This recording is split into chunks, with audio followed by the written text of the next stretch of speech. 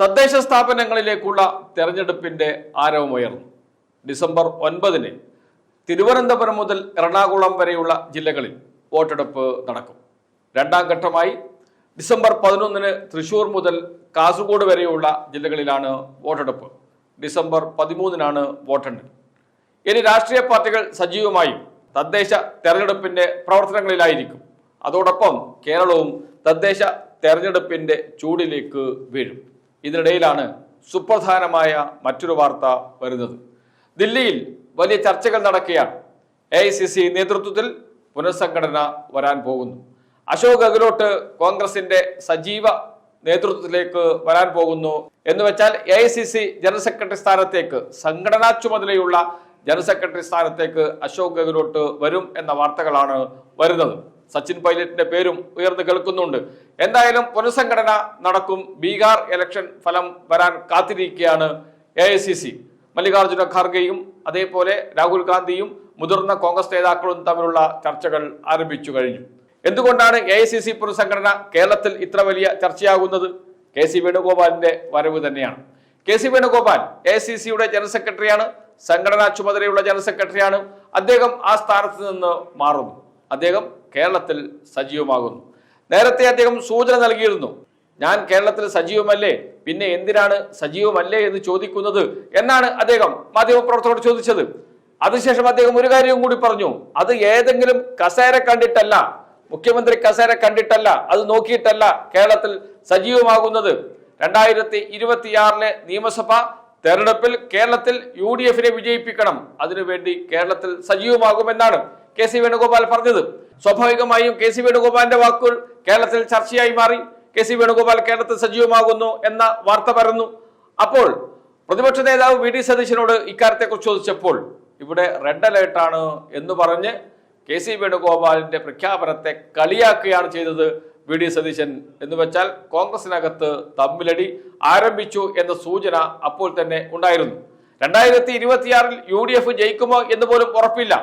അതിനു മുമ്പ് തന്നെ UDF-ൽ കോൺഗ്രസിൽ അടി തുടങ്ങിയിരിക്കുന്നു. കോൺഗ്രസിൽ ആരായിരിക്കണം മുഖ്യമന്ത്രി സ്ഥാനാർത്ഥി എന്ന ചർച്ചകൾ ആരംഭിച്ചിരിക്കുന്നു. അതുകൊണ്ട് AICC ഒരു തീരുമാനമെടുത്തു, തെരഞ്ഞെടുപ്പിന് മുമ്പ് മുഖ്യമന്ത്രി സ്ഥാനാർത്ഥിയെ പ്രഖ്യാപിക്കേണ്ട, കോർ കമ്മിറ്റി രൂപീകരിക്കാം. ആ കോർ കമ്മിറ്റി, മുതിർന്ന നേതാക്കളുടെ കോർ കമ്മിറ്റി, കേരളത്തിന്റെ സംഘടനാ ചുമതലയുള്ള ദീപാദാസ് മുൻഷി കൺവീനറായ കോർ കമ്മിറ്റി ഇലക്ഷൻ പ്രവർത്തനങ്ങൾ ഏകോപിപ്പിക്കട്ടെ എന്ന തീരുമാനത്തിലേക്ക് എത്തി കോൺഗ്രസ്. എന്താണ് സാധാരണ സംഭവിക്കുക? പ്രതിപക്ഷ നേതാവാണ് കോൺഗ്രസിനെ UDF-നെ നയിക്കുക, അതാണ് കീഴ്വഴക്കം. നേരത്തെയും അങ്ങനെ തന്നെയായിരുന്നു. കഴിഞ്ഞ തവണയാണ് ചെറിയ മാറ്റമുണ്ടായത്. പ്രതിപക്ഷ നേതാവായിരുന്നു രമേശ് ചെന്നിത്തല.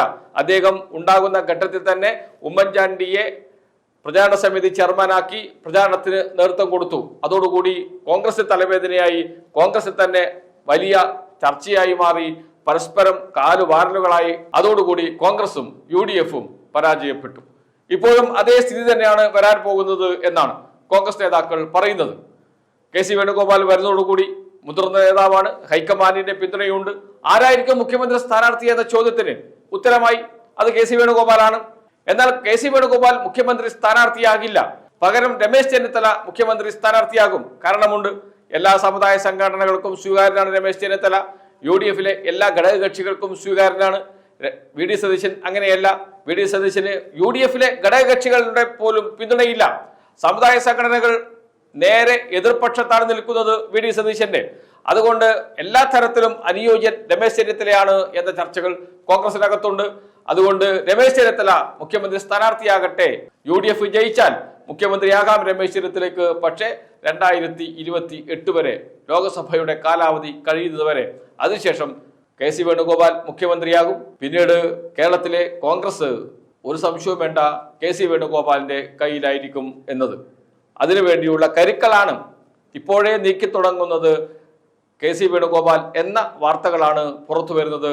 എന്നാൽ അങ്ങനെയൊന്നും സംഭവിക്കില്ല എന്നും UDF ജയിച്ചാൽ ഒരു സംശയം വേണ്ട, നിലവിലുള്ള പ്രതിപക്ഷ നേതാവ് എന്ന നിലയിൽ മുഖ്യമന്ത്രിയാകാൻ ഞാൻ ഇവിടെ ഉണ്ടാകും എന്ന് ആവർത്തിച്ച് പ്രഖ്യാപിക്കുകയാണ് VD സതീശൻ ചെയ്യുന്നത്. വളരെ ചുരുക്കി പറഞ്ഞാൽ കോൺഗ്രസിൽ ഇപ്പോഴേ തുടങ്ങി അടി. ജയിക്കുമോ എന്ന് പോലും അറിയില്ല. മൂന്നാം സർക്കാർ എന്ന നിലയിൽ LDF മുന്നോട്ട് പോവുകയാണ്. കഴിഞ്ഞ ദിവസം മുഖ്യമന്ത്രിയുടെ പ്രഖ്യാപനം, 10,000 കോടിയുടെ പ്രഖ്യാപനം കേരളത്തിൽ വലിയ ചലനമുണ്ടാക്കിയിട്ടുണ്ട്. അതോടുകൂടി മൂന്നാം LDF സർക്കാർ എന്ന ചർച്ചകൾ സജീവമാകുകയും അത് യാഥാർത്ഥ്യമാകും എന്ന തരത്തിലുള്ള വാർത്തകൾ വരികയും ചെയ്യുന്നു. കേരളത്തിൽ എവിടെയും സർക്കാർ വിരുദ്ധ തരംഗമില്ല എന്നാണ് CPI നേതാക്കൾ വിലയിരുത്തുന്നത്. അതോടൊപ്പം എല്ലാ സമുദായ സംഘടനകളും NSS, SNDP അടക്കമുള്ള സമുദായ സംഘടനകളും LDFന് പിന്തുണ പ്രഖ്യാപിച്ച് രംഗത്ത് വന്നു പരസ്യമായി. ഇതെല്ലാം LDFന് അനുകൂലമായ രാഷ്ട്രീയ സാഹചര്യമാണ്. അതുകൊണ്ട് തന്നെ മൂന്നാം LDF സർക്കാർ ഇതാ വന്നു കഴിഞ്ഞു എന്ന നിലയിലാണ് LDF നേതാക്കളും CPI നേതാക്കളും ഇപ്പോൾ പ്രതികരിച്ചു കൊണ്ടിരിക്കുന്നത്. അത്തരമൊരു രാഷ്ട്രീയ സാഹചര്യത്തിൽ ജയിക്കുമോ എന്ന് പോലും ഉറപ്പില്ലാതെ നിൽക്കുന്ന ഈ ഘട്ടത്തിലാണ് UDF-ൽ തമ്മിലടി നടക്കുന്നത്. അതിന് ഒന്നുകൂടി ആക്കം കൂട്ടിക്കൊണ്ടാണ് ഇപ്പോൾ KC വേണുഗോപാൽ കേരളത്തിലേക്ക് വരുന്നത്. AICC പുനഃസംഘടനയിൽ KC വേണുഗോപാൽ സംഘടന ജനറൽ സെക്രട്ടറി ചുമതലയിൽ നിന്ന് മാറും, കേരളത്തിൽ സജീവമാകും. ദില്ലിയിൽ നിന്ന് പുതിയ വാർത്ത വന്നിരിക്കുന്നു. കോൺഗ്രസിലെ തമ്മിലടിക്ക്, UDF-ലെ തമ്മിലടിക്ക് ഒന്നുകൂടി ആക്കം കൂട്ടിക്കൊണ്ടായിരിക്കും KC വേണുഗോപാലിന്റെ കേരളത്തിലേക്കുള്ള വരവ്. ഹൈക്കമാൻഡിന്റെ പിന്തുണയോടുകൂടിയാണ് KC വേണുഗോപാൽ വരുന്നത് എന്നുകൂടി ഓർക്കണം. എന്ന് വെച്ചാൽ ഇനി നേരത്തെ പറഞ്ഞതുപോലെ കോൺഗ്രസ് KC വേണുഗോപാലിന്റെ കയ്യിലായിരിക്കും.